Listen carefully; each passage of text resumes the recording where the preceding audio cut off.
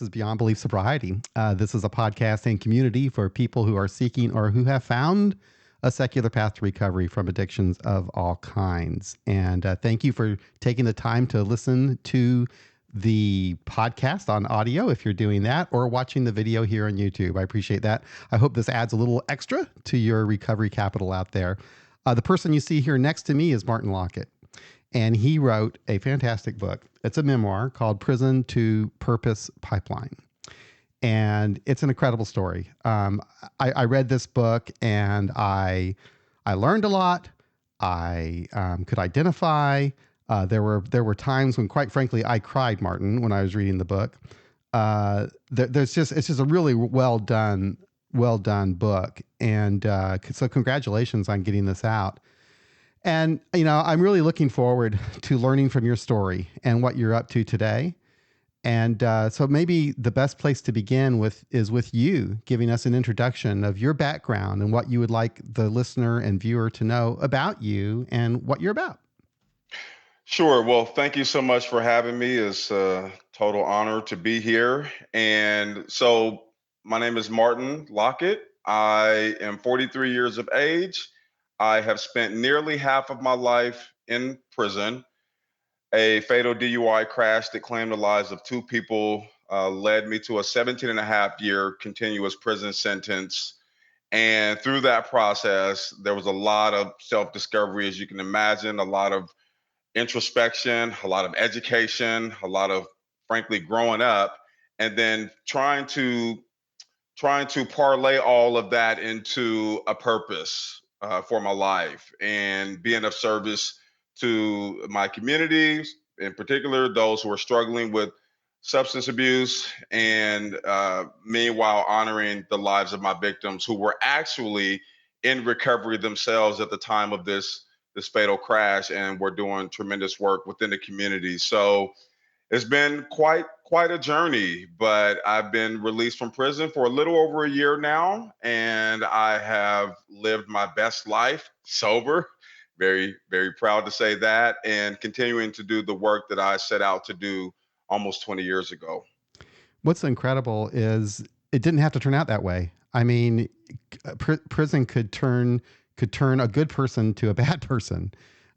Getting out of prison and not having the support, it's incredible. You think back to when I was reading your book when you were growing up, and you really had a loving family. You had good parents. You did grow up in a rough neighborhood, and your parents did their best to shield you from that. But you by the time you got in high school, like we all do, and you mentioned this, you're kind of searching for your identity, and you try on different identities, and you fell into a crowd that led you to make choices that kind of got you to where you were. Am I understanding that right? That is 100% the case. My parents worked very hard, I think, as you said, to keep us from the drugs and the crime and the gangs and all these negative influences of our neighborhood. But frankly, it wasn't enough once we got into high school, because then the peer group becomes, central, and independence becomes, pretty important. And so for me, I was terribly shy, as a lot of, young people are, and I would virtually do anything to overcome that shyness and to be sociable and to be accepted and to belong, right? We all have this inherent need to belong, to be a part of something. And so what that meant for me and the kind of the group that, I hung around in my school, it meant that everything that my parents had taught me growing up was secondary, and I pretty much did whatever I needed to do to gain that acceptance. So that led to drinking alcohol, skipping school, smoking weed, eventually turned into stealing cars, getting arrested, going to juvenile detention hall, being placed on probation. And through that, as you said, having not a great sense of identity. And so what that looked like for me around ages 14, 15, is that on one hand, I needed to be accepted by my guys in my neighborhood, right? So this is where I would wear the gangster clothes and, you know, talk the talk and carry the handgun and sell the crack cocaine, even though like I was terrified in doing that because that wasn't me, right? I wasn't raised that way, but it gave me the acceptance and the notoriety within that peer group. However, I also, my parents were very adamant about my twin brother and I maintaining jobs after school. So when we became of age at 16, we were able to work part time after school. So I worked at an ice cream parlor, and all of my coworkers were white, predominantly middle class students, and now working at this place. And so it became really important that I had their acceptance because now I'm looking at society and the world in a larger context and thinking or believing that every white person I see is successful, right? And every black person I see is not because they live in, as far as what I can see, in poverty, working manual labor jobs. Nothing wrong with manual labor jobs, by the way. I'm just saying it wasn't kind of that upward mobility, example that I saw, or, that a person is looking for. And so to gain their acceptance, I would totally change my attire. I'm wearing, polo and Tommy Hilfiger and these kind of preppy, again, the symbol of middle class white America and what they wear and how they talk and things like that. So I would totally change my vernacular, change my clothing, everything about me changed because, again, whatever to gain that acceptance, that's what I would do. So I'm navigating between two worlds, which is a huge internal conflict for me because I'm not stable in either one, right? So again, I'm trying on these identities and not having, and I love my parents to death. They're no longer here with us, but they didn't, they weren't equipped to help me to navigate such an arduous process, if I'm being honest, right? And maybe they didn't have that growing up, and so again, generational, situations there. But that's what was kind of at the crux of my need to drink and just suppress these hard feelings, and that was kind of how I coped. Well, you see, I identify with you 100%. I mean, I could say the very same thing for me, trying on different personalities. I was an army kid, so I moved from one place to the next, right? So I would become whatever the culture was where I was living at the time. It was, that's how I was. And I can use that to my advantage and disadvantage. Even to this day, I can still do that. But one thing that I found interesting that I wanted to ask you about in your story is during your first time when you went to juvenile detention and you got out, they let you go to a school where you were separated from your friends, from your regular friends, and you got some one-on-one attention and you did really well. Exactly. That was and so at you know I never felt, even though I was out running the streets and doing these things that I knew were contrary to what, my parents would want and how they raised us, I still felt that I was capable. I felt that I was intelligent, You right? Yes, you were very talented and very smart.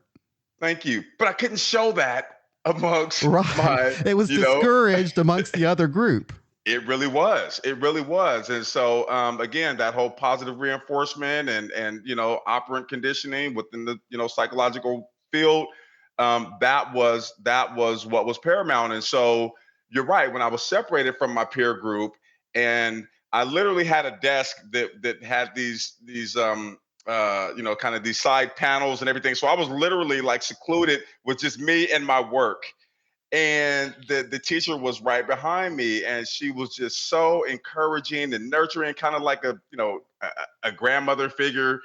And but she really encouraged me and spent time with me, and I excelled. Like, I got almost straight A's. I had never gotten straight A's in high school except for when I was in that environment. And so, but then after that 45-day period was up, then I was, placed back into my regular high school with my same friends, and all bets were off at that point. It's almost like you wish that there were a way that you could help these kids without them having to go to detention and somehow giving them that kind of care. I, I don't know, but it just seems like I don't even know what the answer is. This is another thing I thought about. So I'm like you. You were 24 years old, I think, when you had your DUI. I was 20. I was 25 when I had my last drink. And what I was thinking about as I was reading your book, because, I feel like that you want to send a message out to young people like you were, that, you can make different choices now. And reading your book now as an older adult and knowing better, I can say, yes, this makes total sense to me. But I wonder, as a 19-year-old, would I have listened? And I asked a friend of mine that. I said, do kids listen? And she said, well, some will. What's your experience with that? You're right. And so there was a neighborhood pastor growing up when we were in the church and things like that. We would go to church with our families, with our parents. And this pastor, because he would see us hang, when we weren't in church, we were, kind of out doing the wrong things. And he would stop by and talk to, my friends and me and, say, hey, you guys can always come to the church. We're always there for you if you need somebody to talk to, just really encouraging. And we were thinking, like, dude, you have no idea what it's like to be, a 15, 16, 17-year-old out here, in these streets, living this life. When really all older people now, believe it or not, they were young Yes. at one point, right? Yes. And so, but as a youth, you just see some old guy or some old lady who's trying to, come down on you, or they just don't understand, And right? they Is don't what even you have to be that think. old. A Right. 40-year-old might seem very old. Exactly. I'm an old guy. At 43, I'm like ancient, right? To a Yep. 16-year-old. But I think it's just really important to, when you're speaking to young people, to not place judgment, because I do speak to young people who have gotten a minor in possession charge. I do it remotely through the Trauma Nurses Talk Tough at a hospital. They put on these panels every month for both DUI offenders and for young kids who have gotten a minor in possession charge. And I'll talk to them about, the navigating your identity and peer pressure and how very strong that can be. And I understand that. We all want to belong. We all want to fit in, but you have to ask yourself, at what price are you, paying to gain the acceptance of people who probably aren't headed in the right direction in their own lives, right? And I'm telling you, I was in prison with countless guys who wished every day they could go back to their high school years and do it all over again. But it's too late for them, unfortunately. But I tell the young people, it's not too late for you, right? You still get to determine your fate. You can still make the next right choice to set yourself on a path of health and happiness and prosperity and all these wonderful things, right?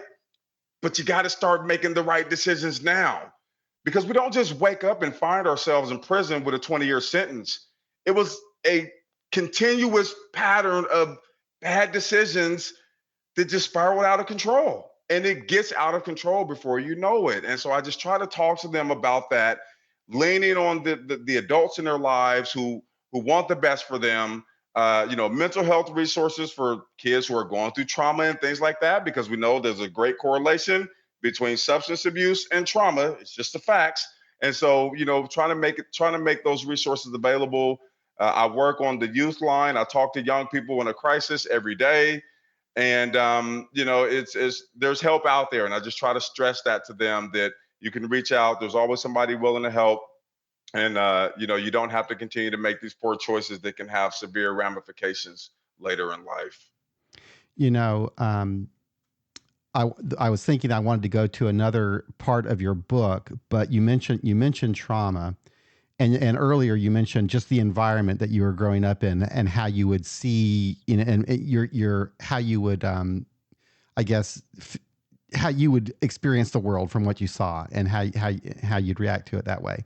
But I lived in a bad neighborhood, maybe even worse than that, for like 7 years, and when I was an adult, and I remember having to be like really alert to what was going on. So like if I were to park my car someplace, I before I got out of my car, I check around, see what's going on. If I'm driving down the street and there's some crazy person in the middle of the street, I turn around. I was always on alert. And if you grew up in an environment like that, is that traumatic? Is that like it seems like there's a certain amount of stress that you must have to somehow normalize. You're right. And so trauma is felt either through us personally experiencing some traumatic event, highly stressful, we can't cope, and or it is from witnessing it, right? And especially when we are able to identify with the person that the who has experienced the trauma, right? So when you see, for instance, on the news and all these unarmed black men being killed by police and whatnot, then as a black man who hasn't had thankfully hasn't had that encounter with the police, there is still some trauma because I identify with those men, right? And so just by sheer exposure to it, especially on a continuous or continual basis, that's where the complex trauma and complex PTSD starts to take root, right?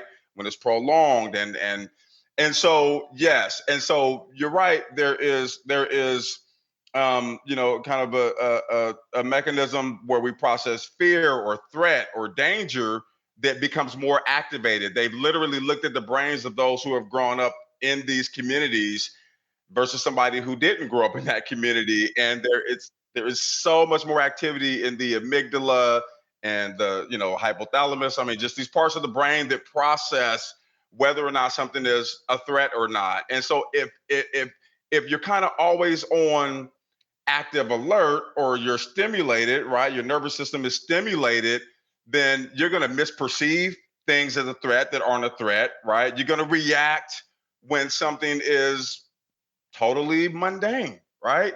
And so, but then you're also, and they've also found that it's more difficult for you to be able to assess properly whether something is safe or not, whether someone is safe or not. So, people who grow up in very traumatic households tend to find mates who are unhealthy for them later in life because they're not able to pick up on these cues that these red flags, right, that this person is displaying because that part of the brain has been hijacked by the trauma, and so it really affects their ability to be able to process this critical information. You know, Heath, I'm laughing, but you remind me of something when you talked about growing up in a household where there's a certain amount of trauma and unsettledness. That was my story. I grew up in a household where it was just yelling and screaming and fighting, and my mother was mentally ill, and there's all kinds of craziness going on. But I married someone who's completely normal and well adjusted, and we have a very happy life, and we don't really there's not a lot of conflict, and we don't yell and scream at each other, which I thought was like a normal thing. But the few times that I ever lost my temper and would raise my voice with my wife, she shuts it down like that. Man, it's like, and I'm like, that was just normal. That was just normal Right. stuff. Exactly. What you had totally normalized, Yeah. she Yeah. She will say, definitely that's saw it as unacceptable. She'll say that. that's That's unacceptable. she You do set not. that boundary. Mm-hmm. Very Yeah. healthy of her. She just came to it naturally. Yeah, we have a lot to learn from our better halves. I'm certainly in that same boat, and I've learned a lot about emotional intelligence and healthy boundaries, and just how to operate in a healthy relationship. Because when I was consumed by my addiction, I was the most self-absorbed, self-centered, um, insensitive person you could have met, right? It was all about me. It had to be all about me, but really that was from a fractured ego. That was from a place of low self esteem, right? You hear about narcissism and you think that it's the person who is supremely confident, but really it's the opposite, right? And they have to develop this personality to shield the rest of the world from how insecure they really are. And so it's quite fascinating when you really start to learn about personality disorders and just kind of maladaptive behavior. Well, what I was going to ask you about was, okay, there was a period of your life early in your young life where um, things were getting a little more out of hand, and this is where you did some time for the participating in the organizing of a robbery of this place you used to work, and then you did your time and you went to this boot camp and you were very successful. You got out and you were determined to stay sober, but there was a relapse, and I wonder if you can talk about that and what you think might have led to that. Sure. So you're right. Again, I'm in a very so it almost mirrors what it was like when I had gone to that alternative school. When I'm separated from my peer group and I'm placed in a very structured environment, I thrive. So when I had gone to prison at 19 for being the mastermind of this robbery, again at the restaurant that I worked at earlier, when I talked about the friends I was trying to emulate and be like. And so I got my GED.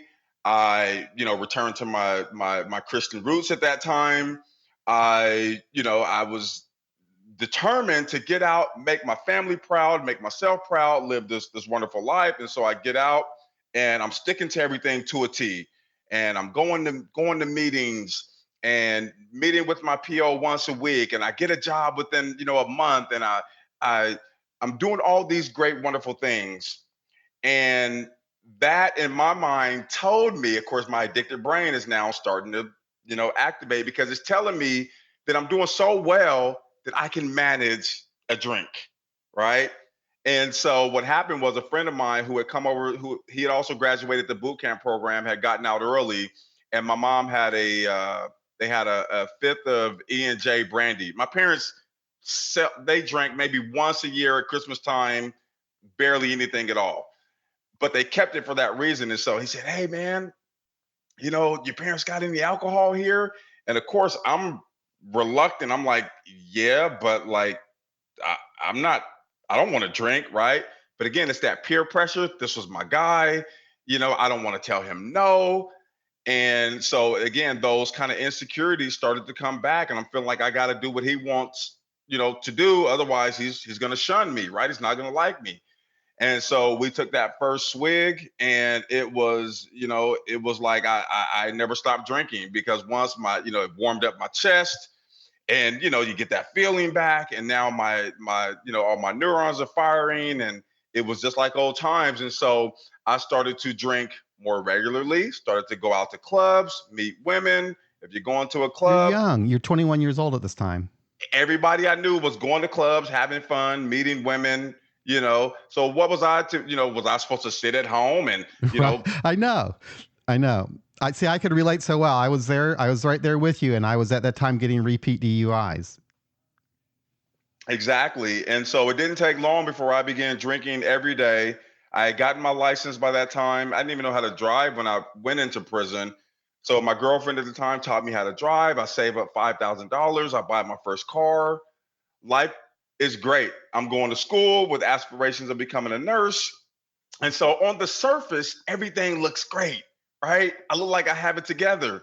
But inwardly, I'm still suffering and I'm struggling because this whole identity crisis. And honestly, John, what it was at that point at 22, 23, 24 years old, now I'm looking at my life and I'm working at a warehouse. Okay, it's not bad. You're in your early 20s. That's what you do, right? But for me, it wasn't enough because I needed the status symbol of feeling like I was successful, right? I don't want to be driving this car. I want to drive a Lexus. I don't want to live in an apartment. I want a three-bedroom house, right? At 22 years of age, who has that, right? It's just not realistic. But I so desperately needed to feel important is really what it was, to feel validated, to feel like my life mattered. And even though when I was in prison and I had done all this work and had, improved my life and kind of where I was going, I still hadn't done the critical inner work that needed to be done to feel okay within myself, to feel validated without other people's, you know, acceptance or validation or praise or anything like that. And so because I had not worked on that part of myself, the alcoholism found its way back into my life. And before you know it, I'm drinking and driving every day. And it was really only just a matter of time. Yeah, and that was on New Year's Eve. I can't remember what year. 2003. 2003. And how many of us could say that could have been me? It could have been me. In your position. Um, wow. The what part something that disturbed me was I never I didn't know how the justice system worked, but it just seemed like there were some really weird things that went on. Like this judge saw some goodness in you, and because she saw some goodness in you, she had to recuse herself. So some judge comes in who knows nothing about you, and I'm like, that's weird. And and it was like these people are making deals behind the scenes for your future. It just seemed like things were so kind of out of control and didn't seem to me just. I don't know. I So, right. And I totally get that. And I have to be careful when I talk about this because at no point do I ever want anyone to misconstrue my critique of the justice system and how things were handled in my case to mean that I'm not remorseful for what I did or that I exactly, felt and I get right. that too. Yes, Okay. absolutely, and you absolutely were and are, and you expressed that all throughout from the beginning and all the way through your life. Yes. Okay. So thank you for that. But you're right. So first of all, it starts with, in my opinion, the mandatory minimum sentencing laws in the state That's of right. Oregon. That's right, and they combined them. Right. And so what happened is in 1995, during the tough on crime era, when Bill Clinton signed the crime bill that funded states to build more prisons and come up with harsher sentencing laws and things like that. That's when ballot measure 11 in the state of Oregon was voted in. It has not been voted out since. And what it did was it took a DUI manslaughter. At that time it was criminal negligent homicide, and in most states you see it as vehicular manslaughter because they have to make or they should make the distinction between a DUI crash versus somebody who killed somebody, say in a fight or something like that, where they didn't intend for the person to die, but they intended to do bodily harm and it resulted in a death. In Oregon, it's all the same as far as the law is concerned. It is considered a violent person to person crime when you drink and drive and kill someone, which required a mandatory minimum of 120 months, otherwise known as 10 years, day for day. You cannot earn a single day off for good time, for good behavior, getting a degree, nothing. It does not matter. So I could have gone to prison with 17 and a half years day for day, gotten into a fight every other day, and I still would have gotten out on June 28th of 21. Didn't matter. So you're right.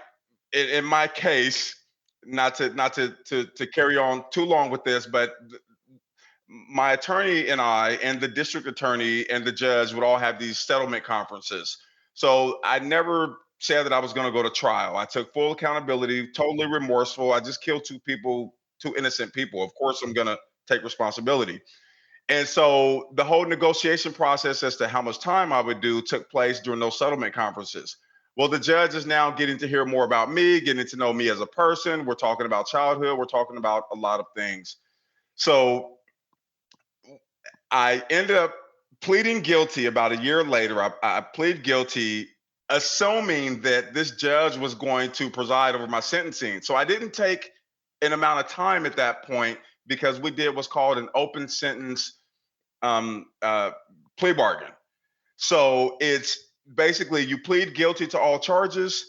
There is a hearing where I'll have my character witnesses come in, talk about, the good parts about me. They'll have their witnesses come in, talk about how this has affected their lives, and then the judge will make their decision as to how much time I'm going to get. But it's going to be less than if I were to go to trial and get convicted, and then they throw the book at you. Well, after I plead guilty, this judge who had been a part of these settlement conferences for almost a year had decided that because she had gotten to know me as a person, that she could not render an unbiased sentence. So she recused herself. It goes to a random draw, is how it works. So you have three chances to get a judge in a random draw. So the first one comes up, your attorney can say, no, we don't like that one. The next one comes up, or the DA, and then it's same thing on the second one. The DA can say, no, I don't like that one, or your attorney can say, no, I don't like that one, and you're stuck with the third one. And so we felt good. My attorney felt good about the judge. who was presiding over this case. He had read the case overnight, and then we go into sentencing, and he told my attorney before we even enter the courtroom, I'm in the judge's chambers, and my attorney comes in there. When they escort me in, he said, well, I talked to the judge, and the judge asked what we were going to be asking for, and we were asking for about 12 or 13 years. And the judge said, well, I can tell you right now, I'm not going to do that. I'm not going to go under 16 years, but I won't go over 20 years. So at that point, there's a small window as to how much time I'm going to get. And at that point, there was still a 17-year deal on the table that had been offered before that I had turned down. And so I said, okay, well, 17 years is closer to 16 than it is to 20. I guess I'll take the 17. And then the DA had talked to the family members of the victims and said, is 17 years good enough for you guys? They said, well, he turned it down months ago, so we think he should get another 6 months tacked on to that, for turning it down. So they came back with 17 and a half years. I took the 17 and a half years and proceeded. Okay. But at that time, this is what's so incredible about your story. You could have just given up. You could have just given up on yourself and on your life, but when you were in jail, waiting for your trial, or you read an article in the newspaper. Exactly. So 3 days after this crash had happened, I'm in my cell. I'm just minding my own business, and I noticed that someone had slid the Oregonian newspaper, which are our statewide newspaper, underneath my door, and I thought it was strange. I didn't ask anybody to see a paper, So I pick it up. I begin to thumb through it, and I see my picture on the front page of one of the sections, and I begin to read. And with each paragraph that I read that morning, for the first time in days, my faceless victims became people, and these people had a story. And their story was that they were recovering addicts who had actually managed to turn their lives around and were now helping others get clean and sober. I learned that they would watch women's kids so that they could attend AA and NA meetings. They were very active with Volunteers of America. They were actually volunteers with Mothers Against Drunk Driving. So they were beloved in the recovery community. In fact, the very night that this tragedy happened, they were returning home from a clean and sober New Year's Eve party when they were struck and killed by a drunk driver. And so the columnist had talked about, I remember he said the palpable irony of this, that this would happen to these people. And he said something at the end of the article, I'll never forget it, changed my life forever. He said, quote, perhaps the person they would have ended up helping the most is the man who's charged with killing them, end quote. And so, as you can imagine, I'm still grappling with the fact that I'm probably going to spend about 20 years in prison, and that I'm responsible for two innocent lives no longer being here, not to mention another man who had survived the crash, but had permanent injuries. And so I couldn't fully process and understand the magnitude of what he had just said, but those words resonated so much. Like I was determined to figure out how I was going to apply those words to my life.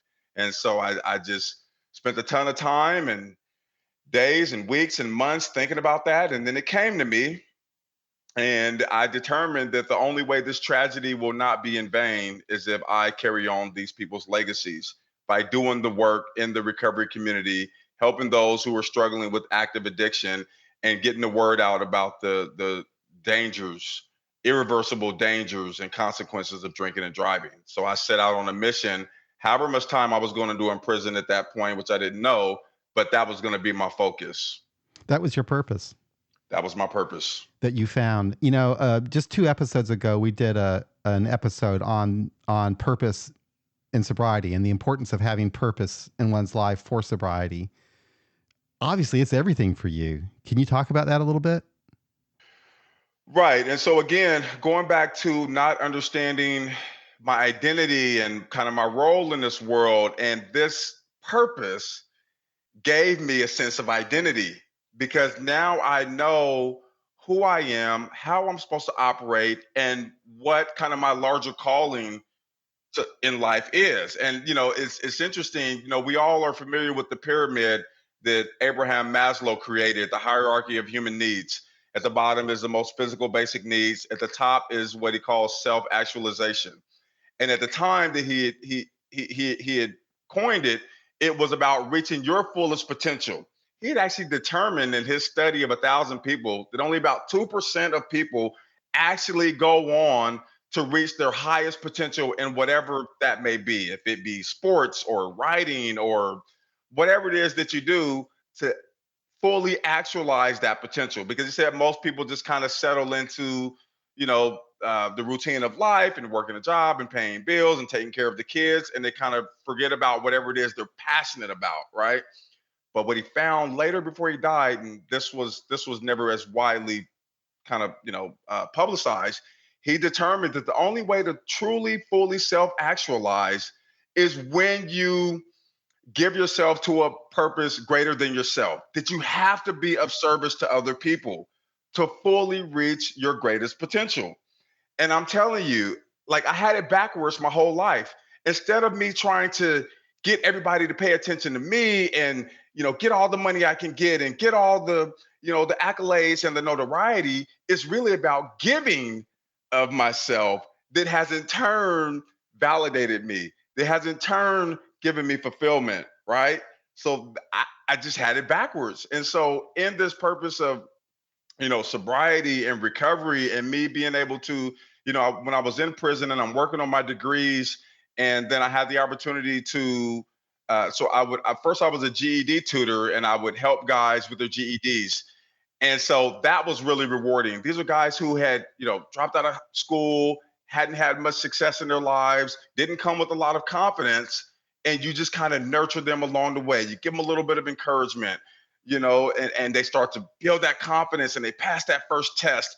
And now they have that momentum and they pass another test and you're right there with them, and then they get to the end goal and you get to celebrate with them, and now they're seeing their lives in a totally different perspective, because now they're like, I can actually set goals and attain them, right?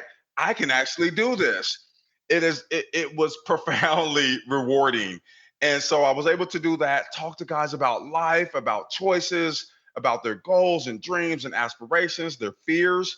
And as you can imagine, in prison there's not a lot of safe spaces to be vulnerable, but guys saw how I conducted myself. As you read about in the book, there were young guys who would seek me out on the yard and talk to me about really heavy things that they didn't trust with anybody else, right? And so that was really reinforcing to me that counseling is definitely where I need to be.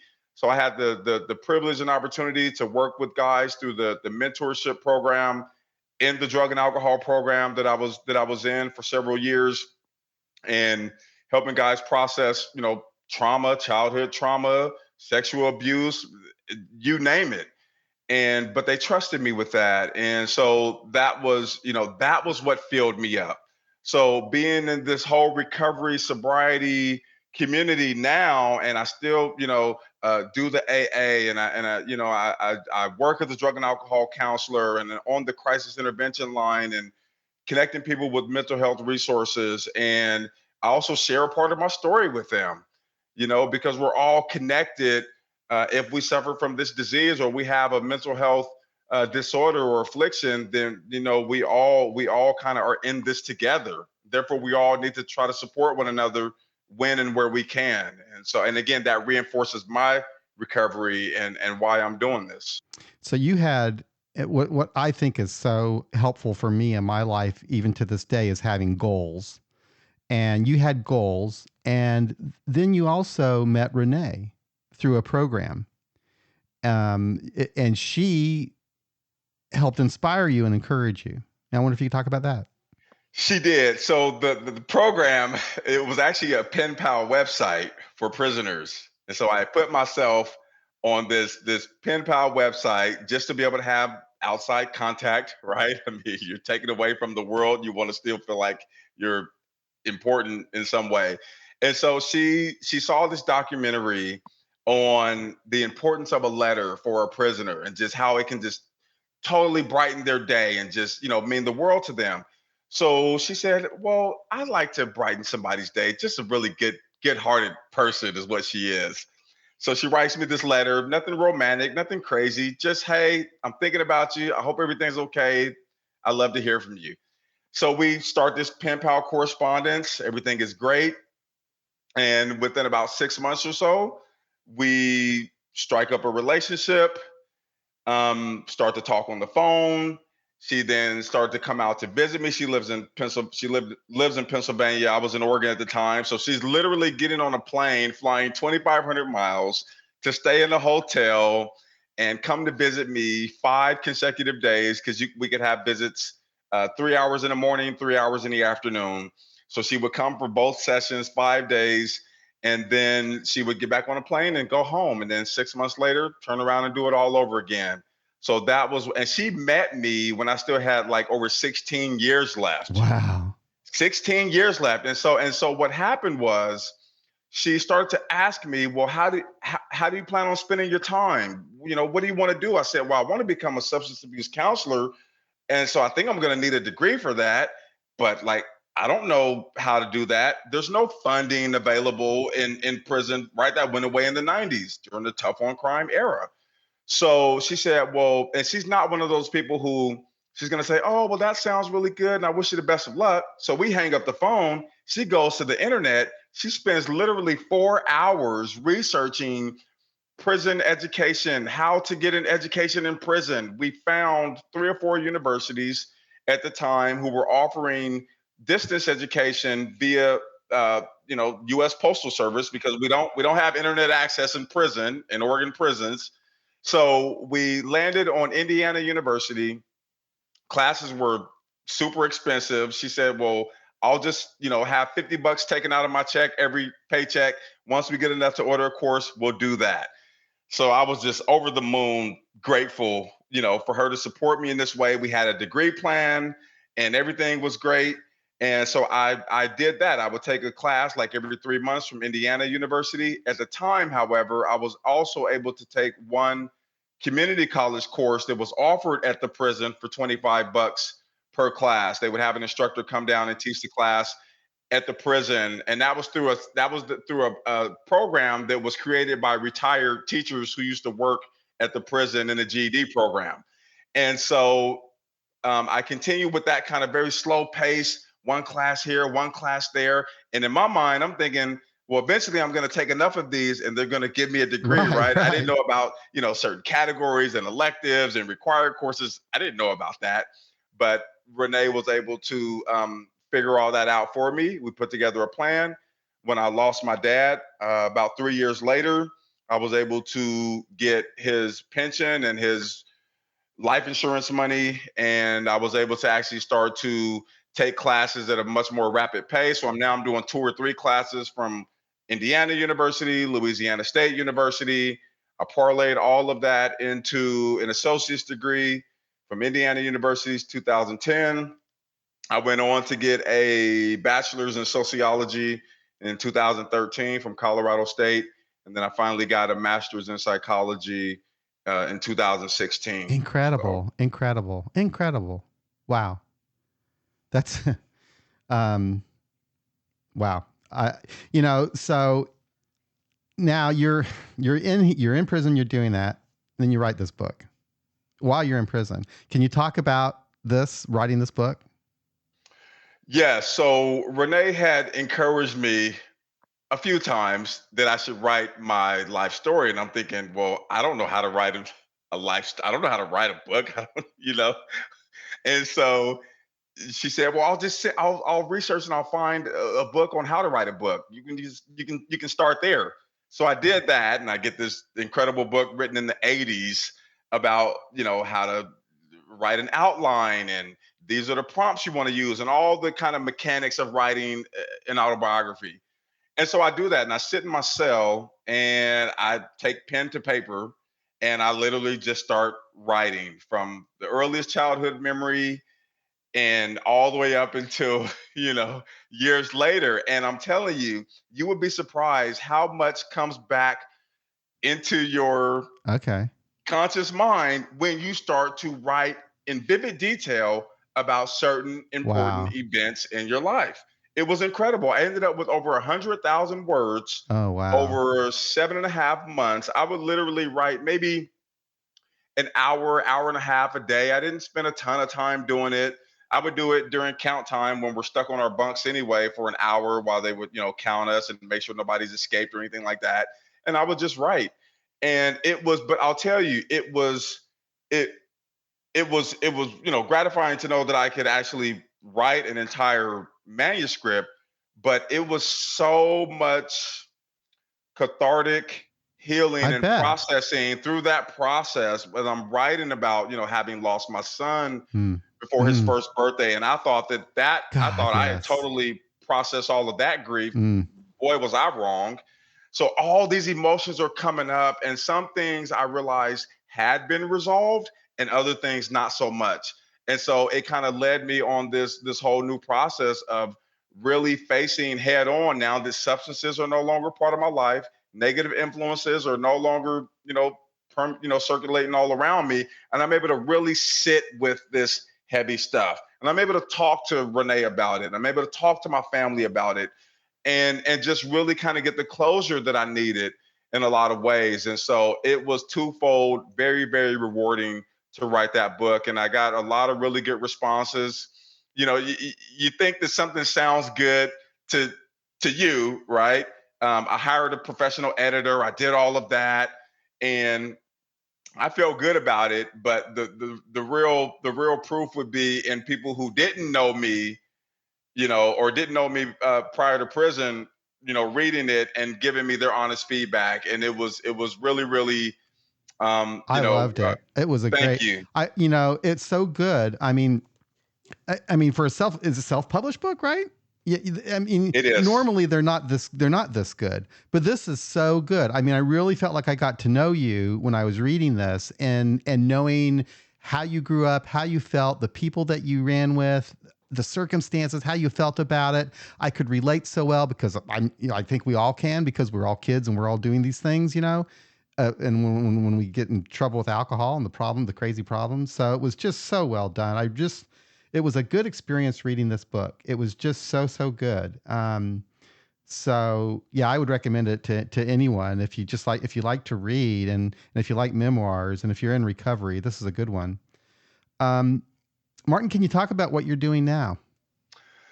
Yes. So I work at Lines for Life, and Lines for Life is the National Suicide Prevention Hotline that Oh, everybody calls. And just a quick plug on that, literally starting tomorrow, 988 is going to be the number if you're in a mental health or behavioral crisis and you need to talk to somebody immediately, the same way we have 911 for an emergency. We now nationwide will have 988 if you need to talk to someone, you're in a behavioral crisis, you are struggling with, maybe you're in recovery and you feel like you want to relapse and you need to talk to someone about that. 988 is the number you fantastic. can call starting tomorrow. You will talk to somebody like me or one of my Wow. wonderful colleagues. And so I do that. I work on the drug and alcohol line. I get to talk to people about their struggles in recovery and connect them with mental health resources, drug and alcohol resources, in person, online, free, insurance based, you name it, the resources are there. That can also be reached through 988 starting tomorrow. So I do that. That's my 9 to 5, so to speak.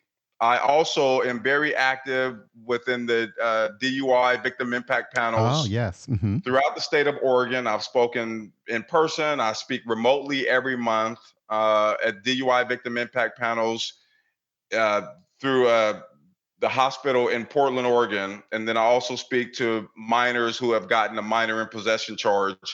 I have reached out to the counties here in Pennsylvania because I'm trying to really establish a speaking presence here.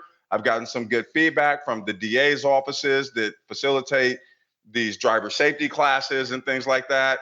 So I'm looking to get set up with them. I've reached out to superintendents of the schools. So when this upcoming school year starts, I'll be able to get into some schools and speak, as well as some state police departments have shown some interest in bringing me in to speak at their trainings with new cadets. And when they have the DUI portion of the training, they may consider bringing me in. So Always looking to do that.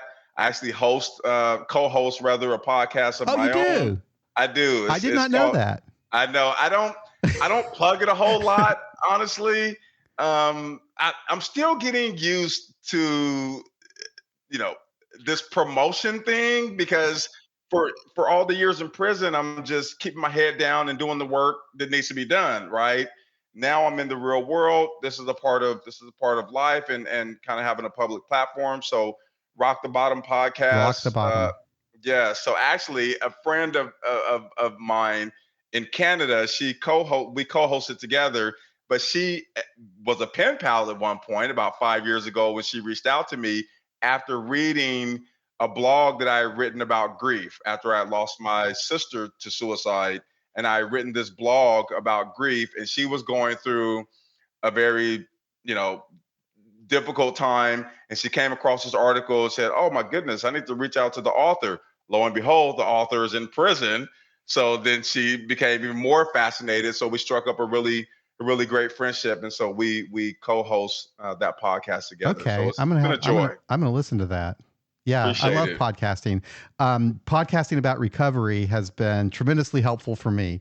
Meeting people like you who I would not have met otherwise. Expanding my thinking and my experiences in the world, and hopefully bringing that to other people too. So it's a great experience. So I hope you enjoy that. Oh, absolutely. I fully agree. And just going back to you saying that you related to so many parts of the book.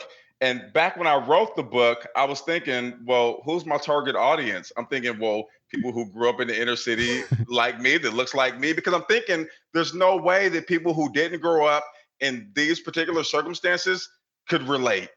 Right. But again, so many people of every background, socioeconomic status, Because you hue, wrote about race. your feelings. Exactly. And at the end of the day, we are all a part of this And you could human. see the good person in you when you read this book, you can see the good kid underneath this. Thank you. Thank you. No, It's amazing. it's been a joy, being on this journey and meeting so many incredible people and making so many connections, and especially now being a part of this online, um, sober community, and people really promoting this, young people, old people, rich people, poor people. I mean, you name it. And we all are bound by this common thread of addiction and recovery.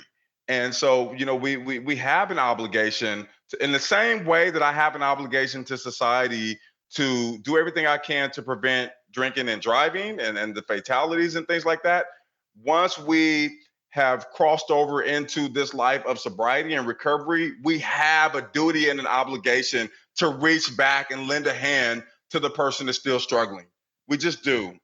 And so I feel that immensely through the online platforms and certainly these podcasts. Thank you so much for having these podcasts and allowing for people like me to be on and share our story. Well, thank you. I have enjoyed this immensely. It was really nice to meet you, to read this book, to get to know you. I look forward to following you more often, and I hope we talk again sometime. Thank you so much, John. It was truly my pleasure.